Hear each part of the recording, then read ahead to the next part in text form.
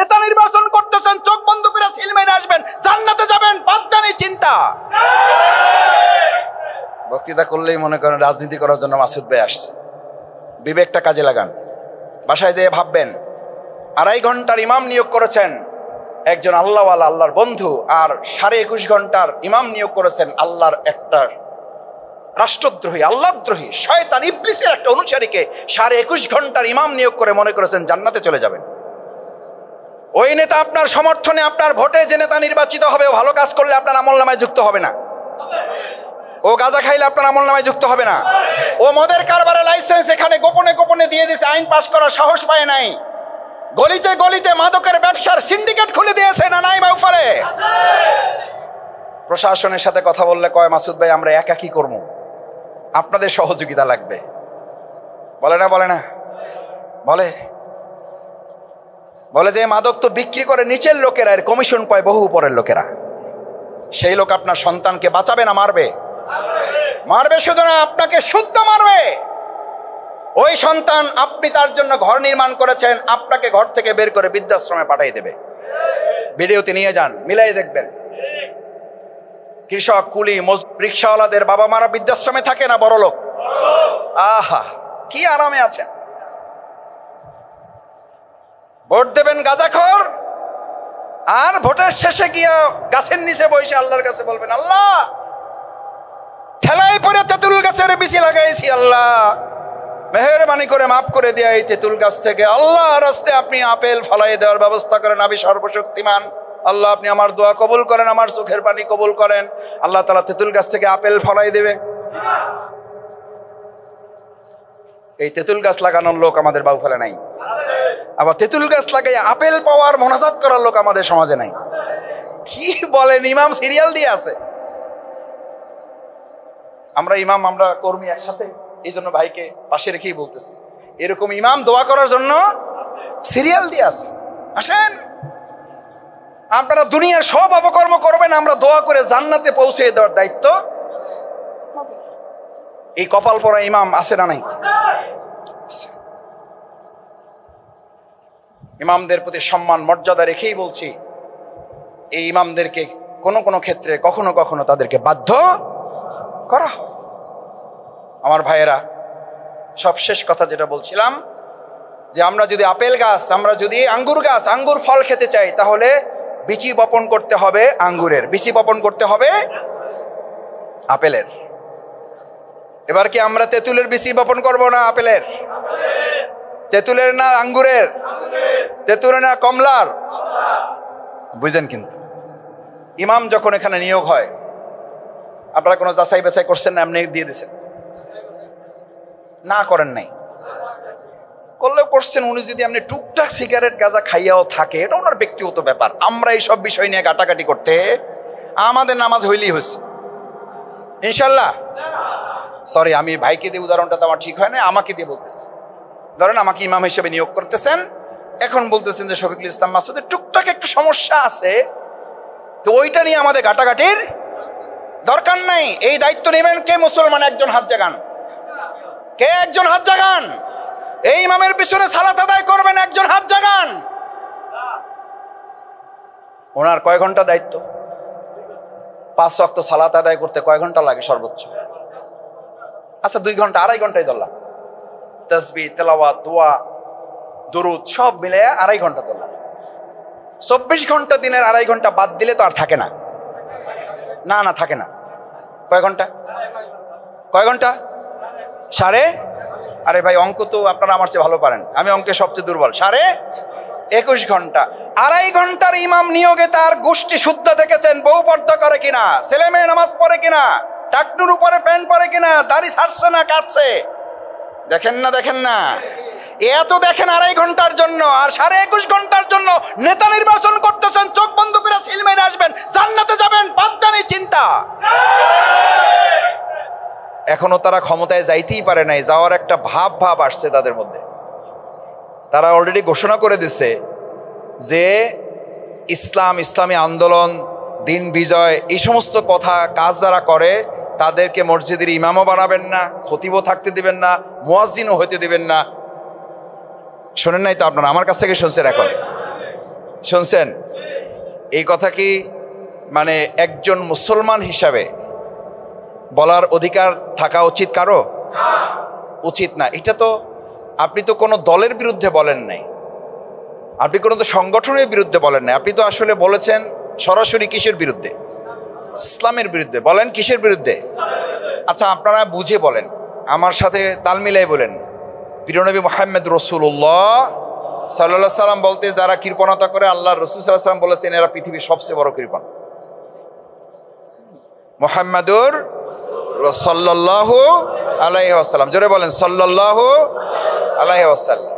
মসজিদে নববী যারা হজ করতে যান, উমরা করতে যান, মসজিদে নববীর ইতিহাস যারা পড়েছেন, এখনো যারা পড়বেন, রাসূল করিম সাল্লাল্লাহু আলাইহি সাল্লামের কি কোনো গণভবন ছিল? বঙ্গভবন ছিল? সংসদ ভবন ছিল? কি ছিল? কি ছিল? কি ছিল? কি ছিল? ওখানে শুধুমাত্র নামাজের আলোচনা হইতো, অর্থনীতির আলোচনা তো ওখানে হইতো না। ওখানে শুধুমাত্র তাহাজ্জুদের আলোচনা হইতো, ওখানে রাজনীতির কোনো আলোচনা তো হইতো না। ওখানে শুধুমাত্র তেলাওয়াতের হাকিকত বর্ণনা করা হইতো, জিহাদের কোনো আলোচনা তো প্রশ্নই নাই।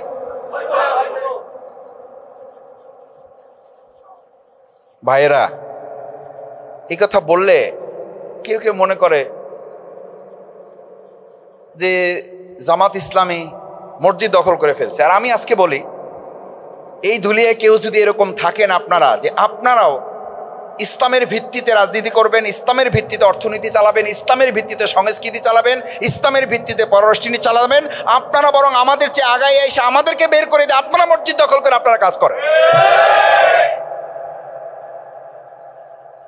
ভাই এটা অন্যায় বলছি ভাই, অন্যায় বললে আমারে শাস্তি দেন, আমি মাথা পাইতে নেবো ভাই, আমি মাথা পাইতে নেবো। যে শাস্তি দেবেন, আমার বাবার তো আমি ছোট ছেলে একদম, আপনাদের সন্তানের মতো। আমার সম্মানিত সেক্রেটারি উনি বলেছেন, আমি তার কাছে দোয়া চেয়েছি যে আমার বাবার, মরহুম বাবার তিনি ছাত্র, এবং তিনি আমাকে খুশি করার জন্য বলুক, অথবা তার অন্তর থেকে বলুক, আল্লাহ ভালো জানেন যে আপনার বাবা খুব ভালো মানুষ ছিলেন। আলহামদুলিল্লাহ, এটা আমাদের অনেক বড় পুঁজি। আমি শুনেছি আমার বাবার কাছে যাওয়ার সময় 23 টাকা 50 পয়সা ওনার হাতে ছিল। এই 23 টাকা 50 পয়সা উনি তখনকার কমিটির কাছে বুঝাইয়া তারপর বাড়িতে গেছেন। কয় টাকা? এই 23 টাকা 50 পয়সা আজকের যুগে 23 লক্ষ টাকা সমান। এই 23 টাকা 50 পয়সা বুঝাইয়া দিয়া কমিটির কাছে তারপরে উনি এখান থেকে বিদায় নিয়েছেন।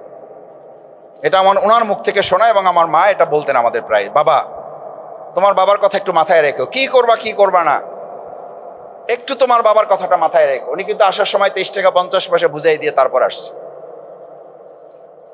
উনি যাওয়ার সময় সবচেয়ে বেশি কেঁদেছেন, ওই সময় সবচেয়ে বেশি কেঁদেছেন ওনার পিয়ন। বলছে স্যার আপনি যদি যান এখান থেকে, যাইতে তো হবে, আমার সাথে নিয়ে যান স্যার। তার মানে ওনার সাথে সম্পর্কটা খারাপ ছিল। আমার মা বলতেন যে ওখানকার পিয়ন বা স্টাফদেরকে তোমার বাবা কখনো পিয়ন বা স্টাফ মনে করতেন না, তাকে এই পরিবারের সদস্য মনে করতেন। আমাদের যে সমস্ত বাবা মারা ইন্তেকাল করেছেন তাদের সহ আমার বাবার জন্য আপনাদের সবার কাছে দোয়া চাই, আল্লাহ আমাদের যাদের বাবা মা তুলে নিয়ে গেছেন তাদের সবাইকে আল্লাহ জান্নাত নসিব করুন, সবাইকে আল্লাহ তাআলা মাফ করে দিন। আমাদের যাদের বাবা মা বেঁচে আছেন, মেহেরবানি করে আল্লাহ সুবহানাহু তাআলা তাদেরকে হায়াতে তাইয়্যিবা কামিলা শিফায়ে আজিলা দান করে তাদেরকে দীর্ঘ নেক হায়াত দান করুন। শফিকুল ইসলাম মাসুদ ভোটের কাঙাল না, শফিকুল ইসলাম মাসুদ আপনাদের দোয়ার কাঙাল, আপনাদের ভালোবাসার কাঙাল, আপনাদের স্নেহের কাঙাল। কারণ আপনার স্নেহ দোয়া থাকলে, আল্লাহ অনুমোদন থাকলে এমপি মন্ত্রী হয়ে যা না করা যায় তার চেয়ে বহু কাজ একজন ব্যক্তিকে দিয়ে আল্লাহ করাইতে পারেন না? পারেন না? প্রফেসর ডক্টর ইউনূস সাহেব, ওনার এখন কি এই যমুনায় থাকার কথা না জেলে থাকার কথা? ওখানে কে রেখেছেন? আল্লাহ রেখেছেন। ওই আল্লাহ আগে ছিল, এখন নাই। থাকলে একটু দুর্বল হয়ে গেছে। আস্তাগফিরুল্লাহ, আস্তাগফিরুল্লাহ। তাহলে কেন মনে করেন শফিকুল ইসলাম মাসুদরা আপনাদের ভোটের কাঙাল? ভোটের কাঙাল না। কেন বলছি জানেন? এই কথা বললে আবার বলবে দেখছেন জামাত ইসলামী ভোটের মূল্যায়ন করে না। এই ভোটের কাঙাল আজকে যদি আপনি তাকে বানান, সে আগামী 5 বছর আপনাকে পায়ের নিচে রেখে আপনাকে কাঙাল বানিয়ে ছাড়বে। ছাড়ে নাই? আমি কি ভবিষ্যতের কথা বলছি না অতীতেরও কথা বলছি? বলছি। এখন 3 মাস এসে ভোট ভিক্ষা করবে, আর 5 বছর আপনাকে ভিক্ষুকের মতো তাদের পিছনে ঘুরে বেড়াবে। এখন আপনি তার কাছ থেকে 500 টাকা খাবেন, আল্লাহ মাফ করুন, আপনার এখানে কেউ নাই, এরকম খাওয়ার লোক সমাজে থাকতে পারে না? ভুল বুঝতে পারে না? ভুল বুঝেও যদি 500 টাকা তার কাছ থেকে নেন, নিশ্চিত থাকেন আগামী 5 বছর ওই 500 টাকার সুদে আসলে করায় গন্ডায় অন্তত 50,000 টাকা আপনার কাছ থেকে নিয়ে ছাড়বে। এবার সিদ্ধান্ত আপনার, 5 টাকা দিবেন না 50,000 টাকা থেকে বাঁচবেন, সিদ্ধান্ত আপনার। 3 মাসের কাঙাল হবেন নাকি আগামী 5 বছর আপনি এমপি হবেন? শফিকুল ইসলাম মাসুদ বলেছে মাসুদ এমপি হবে না, আগামী 5 বছর বাউফলে এমপি হবে 4.5 লক্ষ মানুষ। প্রিয় নবী মুহাম্মদুর রাসূলুল্লাহ সাল্লাল্লাহু আলাইহি ওয়াসাল্লাম এই নির্দেশ বাস্তবায়নে তিনি মসজিদে নববীতে আকিমুস সালাত এটি যেমন আদায় করেছেন, আবার এই মসজিদে নববী থেকে আকিমুস সালাতের পাশাপাশি আকিমুদ্দিন, আল্লাহর জমিনে আল্লাহর দিন বিজয়ের জন্য তিনি ওখান থেকে রাষ্ট্র পরিচালনার দায়িত্ব পালন করেছেন না করেন নাই? তাহলে সালাত আদায় করার জন্য আমাদের মসজিদে আসতে হবে, আল্লাহর জমিনে আল্লাহর দিন বাস্তবায়ন করার জন্য রাসূল সাল্লাল্লাহু আলাইহি ওয়াসাল্লামের সুন্নাহ অনুযায়ী আমাদের এই মসজিদে আসতে হবে না ক্লাবে যেতে হবে? কিন্তু আমরা এখন যাচ্ছি কোথায়? ক্লাবে। দেখেন কত দুর্ভাগ্য মুসলমানদের, কত দুর্ভাগ্য মুসলমানদের। আমরা বরং যারা আল্লাহর দিন বিজয়ের জন্য এই কথা মসজিদে বলি, আমাদেরকে উল্টা আসামি করা হচ্ছে মসজিদে রাজনৈতিক আলাপ চলবে না। এই কথা বলার লোক তো বাউফলে নাই, অন্য জায়গায় আছে।